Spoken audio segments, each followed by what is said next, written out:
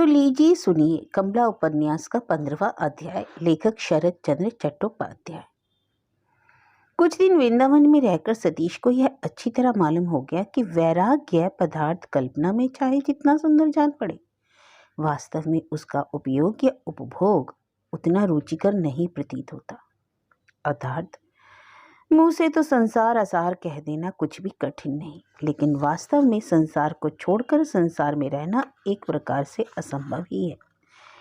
तूफान या आंधी के अवसर पर समुद्र के भीतर नाव स्थिर नहीं रह सकती, वैसे ही शोभ को प्राप्त मन के भीतर भी शांत भाव को स्थान देना असंभव है। इसी से सतीश लखनऊ से वृंदावन आकर अधिक दिन निश्चिंत होकर बैठ नहीं सका। संसार गृहस्थी और अतीत काल की स्मृतियां उसे जैसे चारों ओर माया के बंधन में बांधकर खींचने लगी। सतीश मन में सोचने लगा, गुरुदेव कहते हैं जगत मायामय है, मिथ्या है, परंतु मुझे गुरु वाक्य का बड़ा संदेह हो रहा है। कारण सारी इंद्रियों के द्वारा दिन रात जिस सत्य का अनुभव कर रहा हूं, उसे इतने सहज में किस तरह मिथ्या मान लूं। गुरुदेव की आज्ञा मानकर वह जो पागल की तरह हिमालय नहीं दौड़ गया, इसमें उसे कुछ संतोष ही हुआ। सतीश सोचने लगा, अब वह क्या करेगा? क्या फिर लखनऊ ही लौट चलना ठीक होगा? किंतु आत्मानंद स्वामी का वैराग्य पर व्याख्यान, मुक्ति के ऊपर टीका टिप्पणी और लोटा कंबल त्रिशूल का आस्फलन याद आते ही लखनऊ जाने का विचार तो उसके हृदय से एकदम दूर हो गया। उसके बाद जगदीशपुर का ख्याल आया। वहाँ उसकी माँ तो अवश्य है, लेकिन उनके साथ ही दूसरा ब्याह करने का प्रस्ताव भी उसका पीछा करने को मौजूद है। अतएव वह जगह भी उसके लिए शांति में स्थान नहीं। अच्छा, कालीग्राम जाए तो कैसा हो? लेकिन यह विचार उठते ही सतीश को कमला के गायब होने की बात याद आ गई।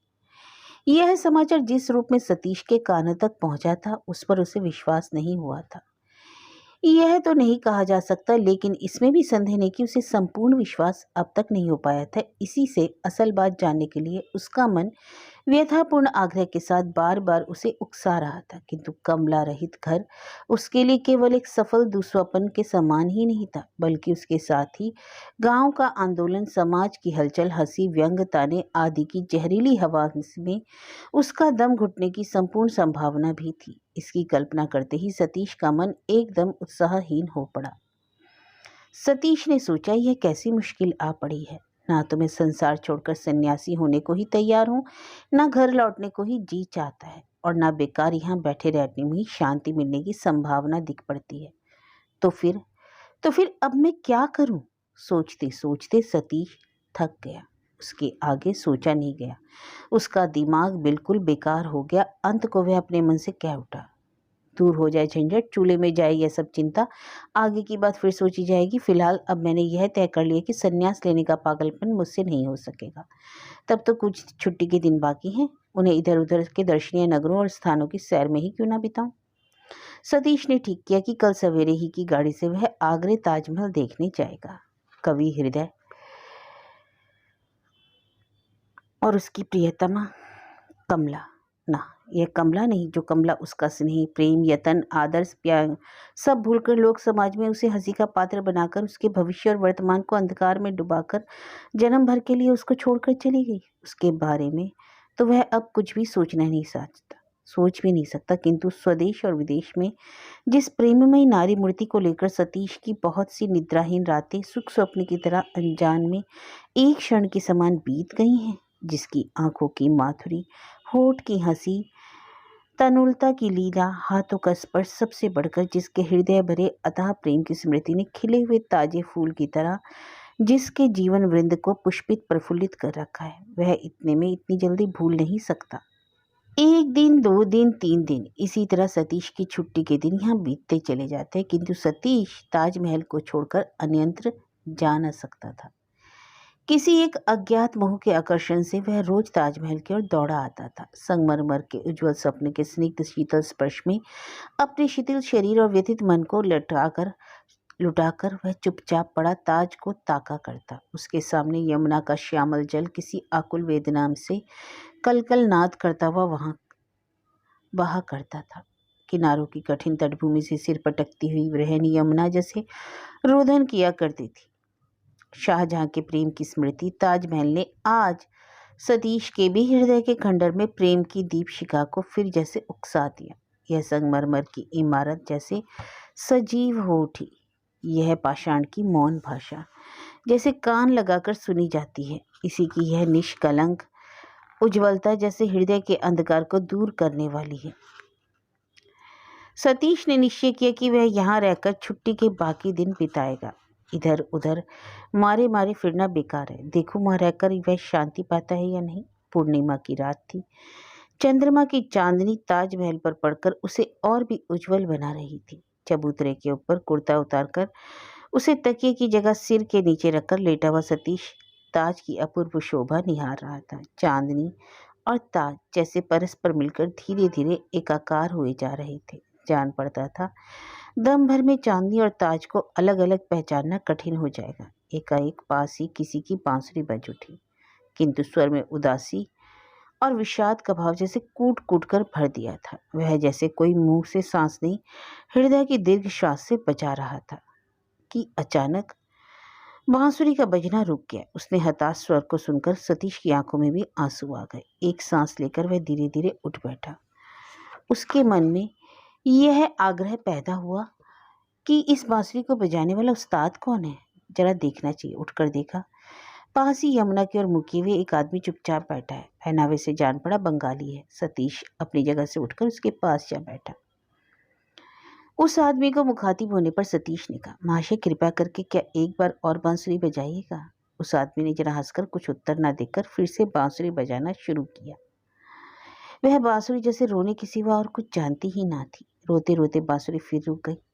सतीश और वह आदमी दोनों थोड़ी देर तक चुपचाप अपनी अपनी जगह बैठे रहे। उसके बाद सतीश ने प्रकृतिस्थ होकर धीरे से कहा, आपकी बांसुरी के भीतर और कितना रोने का स्वर भरा हुआ है। उस आदमी ने वैसे ही करुण हंसी हंसकर कहा, आपका मन रखने के लिए मेरी बांसुरी हंस भी सकती है, सुनिएगा। इतना कहकर उसने फिर बांसुरी उठाकर बजाने के लिए मुंह से लगाई।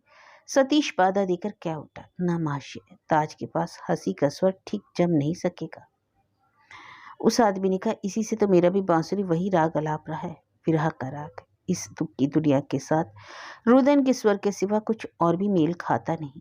बातचीत सुनकर वह आदमी सतीश को बहुत भला मालूम हुआ। सतीश ने कहा, आप कुछ ख्याल ना करें तो मैं आपका परिचय जानना चाहता हूँ, क्या कृपया करके बतलाइएगा। उस आदमी ने कहा, मेरा नाम क्षितिश चंद्र चौधरी है, मकान कपिल डांगा में है। और आपका नाम था? सतीश ने कहा, मेरा नाम सतीश चंद्र राय है, वर्धमान जिले के जगदीशपुर गांव में घर है। सुनकर क्षितिश के हाथ से बांसुरी जोर से गिर पड़ी। अत्यंत विस्मय के साथ अवाक होकर सतीश के मुंह की ओर ताकने लगा। सतीश ने कहा, अरे देखिए, बांसुरी तो नहीं टूटी। इतना कहकर बांसुरी उठाकर सतीश ने क्षितिश के शिथिल हाथ में पकड़ा दी।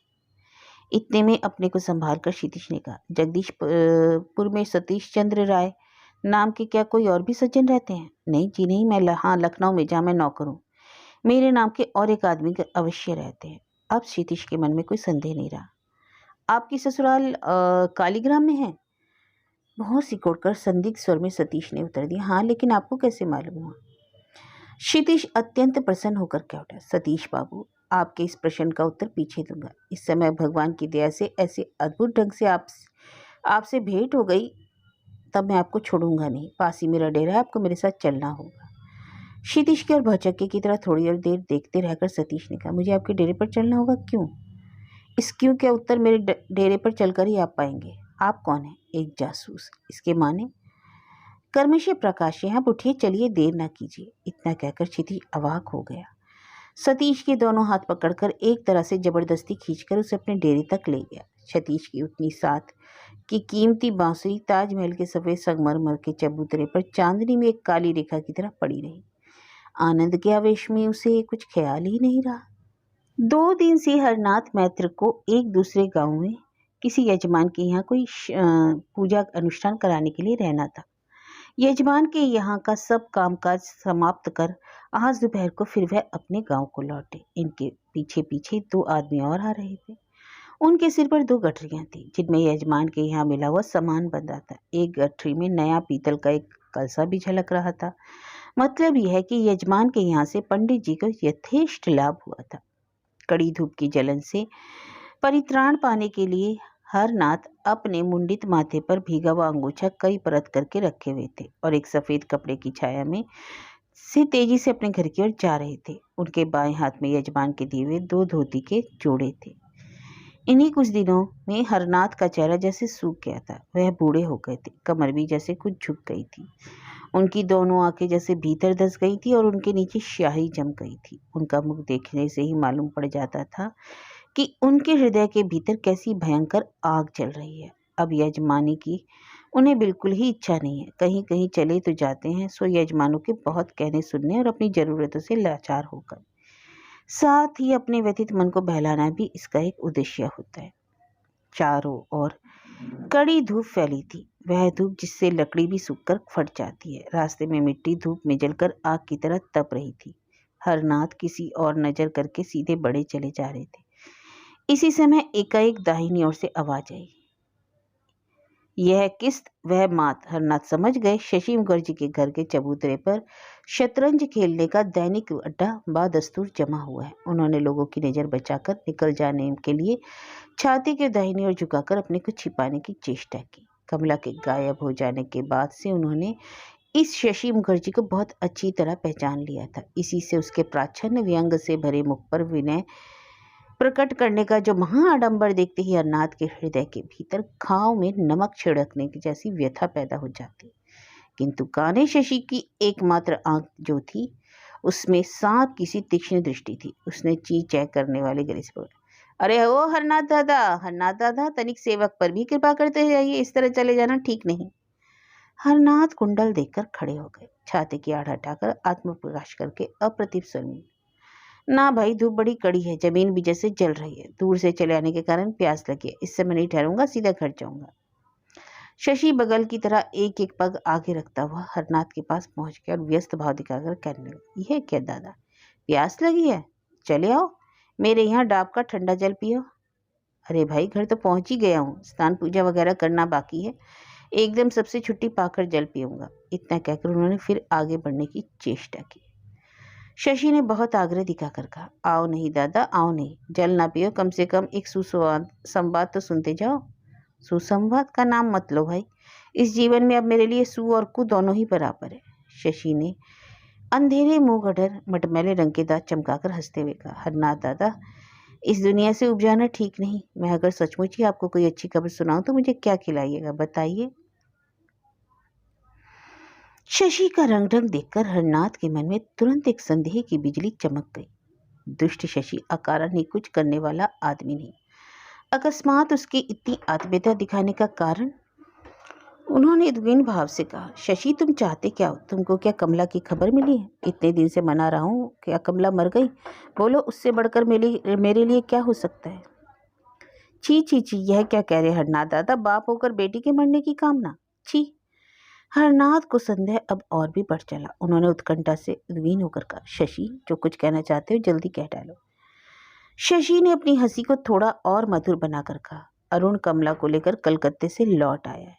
हरनाथ के कलेजे पर जैसे किसी ने बड़े जोर से हथौड़ा मारा।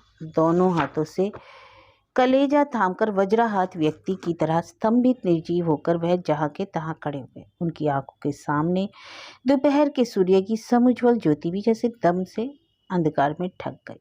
अधमरे चूहे का तड़पना जैसे बिलाव निष्ठुर दृष्टि देखता है, ठीक वैसे ही शशि मुखर्जी हरनाथ मैत्र को देख रहा था। विस्मय का पहला धक्का लगने पर हरनाथ की ऐसी दशा हुई, लेकिन वैसे ही विस्मय को दबाकर उन्हें क्रोध की आग जोर से जल उठी। विकट क्रोध और अपमान की उत्तेजना से हरनाथ का मुखमंडल लाल हो उठा, माथे की सीधी नस फूल उठी। क्रोधातिरेक के कारण उनके हाथ पैर कांपने लगे। उन्होंने आग भरी नजर से शशि की ओर देखकर प्राणपण से चिल्लाकर कहा, अरे ओ महापापी, यही तेरा सुसंवाद है? तेरे सिर पर गाज गिरे, तेरा सर्वनाश हो। इस तरह कहते कहते एक तरह से दौड़ते हुए वे अपने घर की ओर चल पड़े। कुछ दूर जाकर उन्होंने सुन पाया, शशि के अड्डे में कई आदमी एक साथ ही करके हंस उठे।